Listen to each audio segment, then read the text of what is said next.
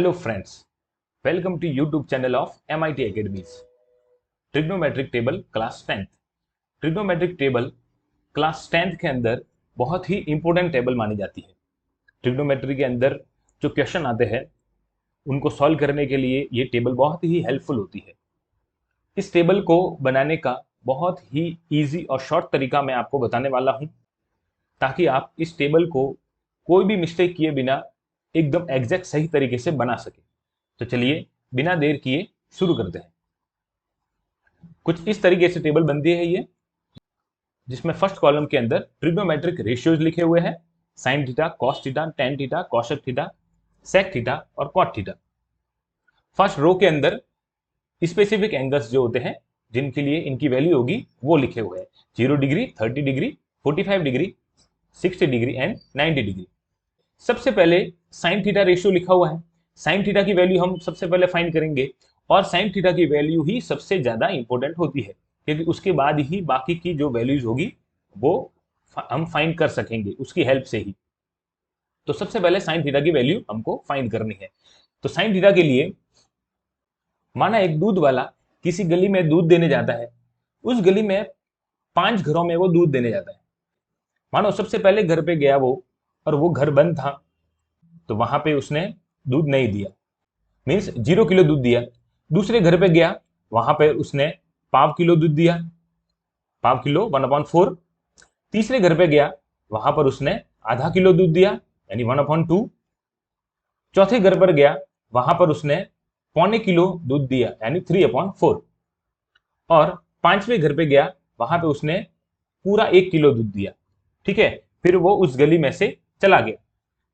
तो सबसे पहले आपको साइन थीटा के अंदर ये वाली वैल्यूज लिखनी है। उसके बाद आपको क्या करना है, जो भी वैल्यूज लिखी हुई है उन सभी का स्क्वायर रूट कर दो, उन सभी का स्क्वायर रूट कर दो।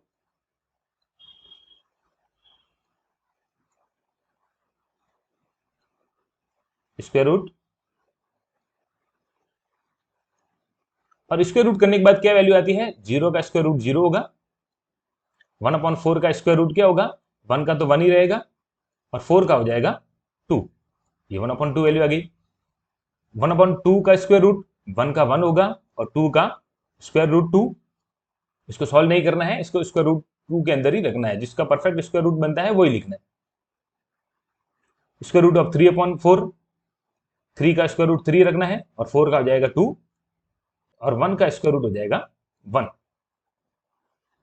तो ये जो वैल्यूज हमने स्क्वायर रूट करके फाइंड की है, 0, 1/2, 1/√2, √3/2 एंड 1, ये साइन थीटा की वैल्यूज हो गई इन स्पेसिफिक एंगल के लिए।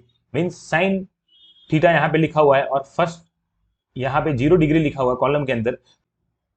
साइन 0 डिग्री की वैल्यू 0 हो गई। साइन 30 डिग्री की वैल्यू इसी तरीके से 1/2 हो गई।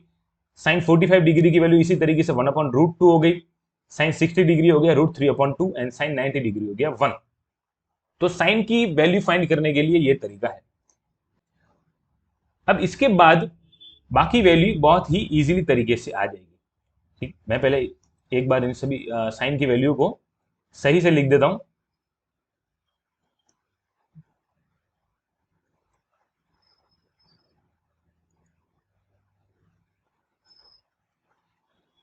सबसे पहली वैल्यू 0, फिर 1/2, फिर 1/√2, √3/2 एंड 1। ये साइन थीटा की वैल्यूज आ गई। अब कॉस थीटा की वैल्यूज लिखनी है।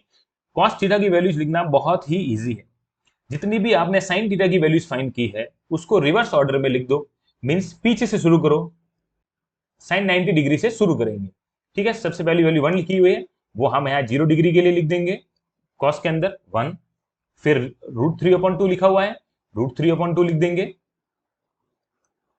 फिर 1/√2 लिखा हुआ है, 1/√2 लिख देंगे। फिर 1/2 लिखा हुआ है, 1/2 लिख देंगे। और फिर 0 लिखा हुआ है तो 0 लिख देंगे। ये कॉस थीटा की वैल्यू होगी, है ना इजी। अब नेक्स्ट आगे टेन थीटा। टेन थीटा की वैल्यू फाइंड करनी है। तो साइन थीटा और कॉस थीटा की वैल्यू आ गई है, उसकी हेल्प से हम टेन थीटा की वैल्यू फाइंड करेंगे। टेन थीटा का एक फॉर्मूला होता है, tan theta is equal to sine theta upon cos theta. ये फॉर्मूला हमने पढ़ रखा है। तो यहां पर हम क्या करेंगे, जिस एंगल के लिए जो भी साइन थीटा और कॉस थीटा की वैल्यू होगी, उसमें साइन थीटा की वैल्यू को कॉस थीटा की वैल्यू से डिवाइड कर देंगे तो टेन थीटा की वैल्यू मिल जाएगी। जैसे 0 डिग्री के लिए साइन थीटा की वैल्यू, साइन 0 डिग्री की वैल्यू 0 है, कॉस 0 डिग्री की वैल्यू 1 है। तो हम इसको डिवाइड कर देंगे साइन थीटा को कॉस थीटा से, 0/1। 0 को 1 से डिवाइड करेंगे 0 आएगा, तो ये tan 0 डिग्री की वैल्यू हो गई। फिर 1/2 डिवाइड बाय √3/2, 2 से 2 कैंसिल हो जाएगा, 1/√3 बचेगा। 1/√3 tan 30 डिग्री की वैल्यू हो गई। tan 45 डिग्री 1/√2 को डिवाइड करेंगे 1/√2 से, ये 1/√2 से 1/√2 पूरा कैंसिल हो जाएगा, सिर्फ 1 बचेगा। तो tan 45 डिग्री की वैल्यू हो गई 1। इसी तरीके से √3/2 डिवाइड बाय 1/2, ये 2 से 2 कैंसिल हो गया, यहां पर भी √3 बचा सिर्फ। तो tan 60 डिग्री की वैल्यू होगी √3। नेक्स्ट tan 90 डिग्री 1 को डिवाइड करेंगे 0 से। अब किसी भी नंबर के अंदर जब 0 से भाग देते हैं उसकी वैल्यू इनफाइनाइट आती है। tan 90 डिग्री की वैल्यू क्या हो गई, इनफाइनाइट। ये सभी वैल्यू tan की वैल्यू हो गई। tan 0 डिग्री 0,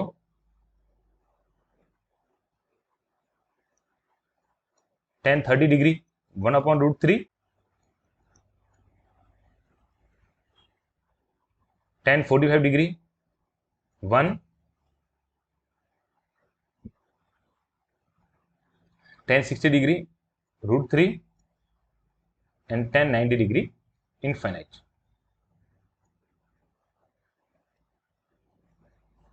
अब cosec थीटा की वैल्यू, cosec थीटा और sin थीटा के अंदर एक रिलेशन होता है, cosec theta is equal to 1/sin theta. Means sin theta की वैल्यू को जब रेसिप्रोकल करते हैं तो उससे cosec थीटा की वैल्यू मिलती है हमको। तो हमारे पास sin थीटा की वैल्यू दे रखी है, इन सभी वैल्यू को क्या कर देंगे हम, रेसिप्रोकल कर देंगे, उल्टा कर देंगे, तो cosec थीटा की वैल्यू आ जाएगी। तो सबसे पहली वैल्यू 0 है sin 0 डिग्री के लिए, तो 0 को रेसिप्रोकल करना है। रेसिप्रोकल करने का मतलब डिनोमिनेटर को न्यूमरेटर में भेज दो और न्यूमरेटर को डिनोमिनेटर में भेज दो। अब यहां पे सिर्फ 0 लिखा हुआ है तो इसके डिनोमिनेटर में 1 लिख सकता हूं, ये 1 लिख दिया। अब इसको रेसिप्रोकल कर दो, उल्टा कर दो, ये हो जाएगा 1/0। और 1/0 किसके बराबर होगा, इनफाइनाइट के बराबर, क्योंकि 0 से किसी भी नंबर को डिवाइड करेंगे इनफाइनाइट आता है। तो cosec 0 डिग्री की वैल्यू हो गई इनफाइनाइट। अब दूसरी वैल्यू क्या है साइन के अंदर, 1/2। 1/2 का रेसिप्रोकल करना है, 1/2 का रेसिप्रोकल क्या होगा, 2/1, जो 2 के बराबर होता है। तो cosec 30 डिग्री की वैल्यू हो गई 2।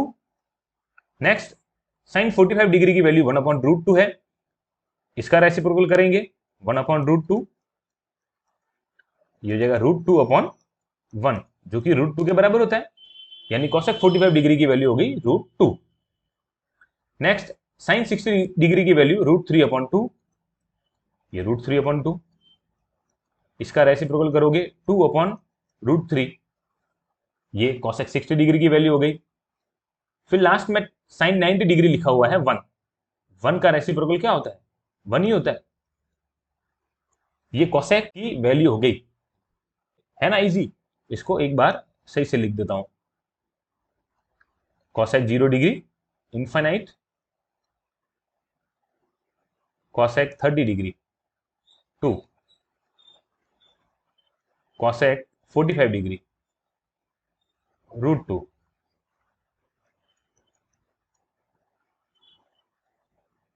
cosec 60 degree 2/√3 and cosec 90 degree 1। अब sec थीटा की वैल्यू लिखनी है आपको। sec थीटा की वैल्यू लिखना भी cosec थीटा के जितना ही इजी है, जैसा हमने sin थीटा और cos थीटा में किया था। cos थीटा की वैल्यू sin थीटा की वैल्यू को रिवर्स लिख के हमने लिखी थी, उसी तरीके से sec थीटा की जो वैल्यू है वो हम cosec थीटा की वैल्यू को रिवर्स ऑर्डर में लिख के लिखेंगे। तो सबसे पहली वैल्यू क्या आ जाएगी, इधर इस तरफ से लिखेंगे, यहाँ पे 1 आ जाएगा, फिर 2/√3, फिर √2, फिर 2, फिर इन्फिनिटी। ये सेक थीटा की वैल्यू हो गई। अब आपको कॉट थीटा की वैल्यू फाइंड करनी है। कॉट थीटा की वैल्यू फाइंड करना भी बहुत ही इजी है। जो टेन थीटा की वैल्यू लिखी हुई है उसको रिवर्स ऑर्डर में लिख दो, वो कॉट थीटा की वैल्यू हो जाएगी। तो कॉट 1090 डिग्री वैल्यू इनफाइनाइट है, तो वो 0 डिग्री की वैल्यू हो जाएगी कॉट के लिए। फिर √3 लिखा हुआ है, ये √3 लिख दिया। फिर 1 लिखा हुआ है, ये 1 आ गया। फिर 1/√3 लिखा हुआ है, ये 1/√3 आ गया। लास्ट में 0 लिखा हुआ, तो ये 0 आ गया। इस तरीके से ये टेबल आपको बनानी है। बहुत ही शॉर्ट और इजी तरीके से मैंने आपको ये बताया है। ठीक है, ये टेबल एग्जाम में क्वेश्चन सॉल्व करने के लिए बहुत ही जरूरी होती है। अगर हमको ट्रिग्नोमेट्री में क्वेश्चन आते हैं और उन ट्रिग्नोमेट्रिक रेशियोज की वैल्यूज नहीं आती स्पेसिफिक एंगल के लिए, तो वो क्वेश्चन हम सॉल्व नहीं कर पाएंगे। तो ये सॉल्व करने के लिए ये टेबल बहुत ही इंपॉर्टेंट है। इस टेबल को याद रखने के लिए कुछ स्टेप्स भी लिखे हुए मैंने, जो कि आप चाहे तो नोट कर सकते हैं।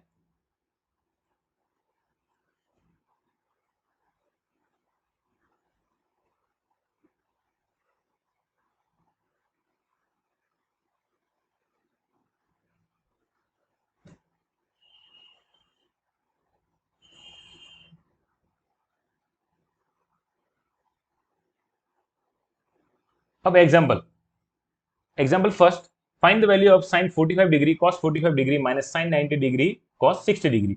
ये एग्जाम्पल सॉल्व करना है। सॉल्यूशन में सबसे पहले क्वेश्चन लिख दिया हमने, sine 45 degree cos 45 degree minus sine 90 degree cos 60 degree. इन सभी की वैल्यू हम टेबल से ही लिख सकते हैं अगर हमें याद नहीं है तो। वैसे ज्यादातर वैल्यूज हमको याद हो जाती है जैसे जैसे हम ज्यादा से ज्यादा क्वेश्चन करते हैं। सबसे पहले साइन 45 डिग्री, साइन 45 डिग्री की वैल्यू क्या होती है 1/√2, ये 1/√2 लिख दिया। Multiply cos 45 degree, cos 45 degree की वैल्यू क्या होती है 1/√2। बीच में माइनस का साइन है, माइनस का साइन लगा दिया। साइन 90 डिग्री 1 होता है, ये 1 लिख दिया। मल्टीप्लाई कॉस 60 डिग्री 1/2 होता है, मल्टीप्लाई 1/2 आ गया। 1/√2 का 1/√2 से मल्टीप्लाई क्या हो जाएगा 1/2, माइनस 1 का 1/2 से मल्टीप्लाई हो जाएगा 1/2। ये 1/2 से 1/2 पूरा कैंसिल हो गया, 0 आ गया। ये इसका आंसर हो गया। इसी तरीके से example second, find the value of tan square 60 degree plus cosec square 30 degree minus sec square 45 degree. अब यहाँ पर स्क्वायर के अंदर दे रखी है वैल्यूज, तो जो भी वैल्यूज होती है उन स्पेसिफिक एंगल के लिए वो वैल्यूज हमको रखनी है और उसका साथ में स्क्वायर कर देना है। बस इतना सा चेंज है। सबसे पहले tan स्क्वायर 60 डिग्री की वैल्यू कितनी हो गई, tan 60 डिग्री की वैल्यू होती है √3, तो √3 लिख दिया मैंने और स्क्वायर लगा दिया ऊपर क्योंकि स्क्वायर है इसलिए। Plus cosec square 30 degree, cosec 30 degree की वैल्यू होती है 2, फिर उसका ऊपर स्क्वायर लगा दिया। माइनस सेक स्क्वायर 45 डिग्री, सेक 45 डिग्री की वैल्यू क्या होती है √2, और √2 के ऊपर हमने स्क्वायर लगा दिया क्योंकि स्क्वायर लगा हुआ इसलिए। उसके बाद √3 का स्क्वायर कितना हो गया 3, प्लस 2 का स्क्वायर हो गया 4, माइनस √2 का स्क्वायर हो गया 2। 3 + 4 7 माइनस 2 5, ये इसका आंसर हो गया। अब यहाँ पे स्क्वायर लिखा हुआ है, तो किसी भी ट्रिग्नोमेट्रिक रेशियो का स्क्वायर लिखा होता है और साथ में मान लो एंगल लिखा है ऐसे, तो साइन स्क्वायर 45 डिग्री मतलब साइन स्क्वायर 45 डिग्री की वैल्यू निकालने के लिए हम साइन 45 की वैल्यू लिखते हैं और फिर उसका स्क्वायर करते हैं। इसको हम ऐसे नहीं लिख सकते, ये हमेशा ध्यान रखना, ये तरीका गलत है। इस तरीके से नहीं लिख सकते हैं, या तो हम इसको ऐसे लिखते हैं या फिर हम इसको ऐसे लिख सकते हैं। ये दो तरीके से लिख सकते हैं, लेकिन ये तरीका गलत है, इस तरीके से नहीं लिख सकते। तो ये कुछ एग्जांपल्स थे।